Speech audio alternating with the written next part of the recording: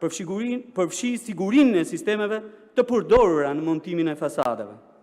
Këto janë gabime të rënda në ndërtim. Nuk janë hetuar nga një zinxhir i tërë institucionesh që e kanë për detyrë në mënyrë të përsëritur ta bëjnë këtë dhe refuzuar në mënyrë të përsëritur prej tyre. Shihni këto foto. A ka mundësi që turistët atje sipër të mbajnë qetësi, domethënë nëse duan të diskutojnë, të dalin për jashtë e të bëjnë muhabet. Po e drejt. Ju lutem pak qetësi.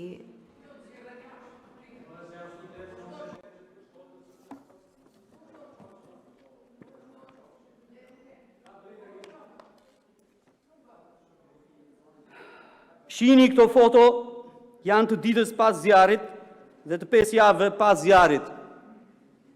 Dhe janë të këtij objekti, të objektit të djegur. Do doja t'ja u tregoja, ministër, realisht, sepse vazhdoj të insistoj fort tek problemi që kemi, tek mënyra e ndërtimit. Janë të gjitha dhe sillin vëmendje element shumë të rëndësishëm të mënyrës se si është ndërtuar ai objekti atje. Është fakt. Fasada është e ventiluar.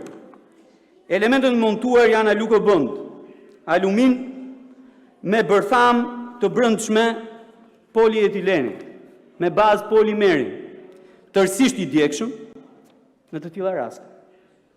Këto pjesë montohen në një mur të veshur me lesh guri, kapur me element plastik, me një hapësirë midis tyre, me një hapësirë ajri midis tyre, që ka bërë efektin e oxhakut duke përhapur zjarrin shumë shpejt në gjithë sipërfaqen e godinës. Është evidente, duket me sy të lirë, në të gjithë fasadën, montimi është bërë pas një brez qeliku kat në kat, i cili ndal zjarrin përhapet në godinë, dhe që duhet të jetë edhe ky një standard ndërtimi.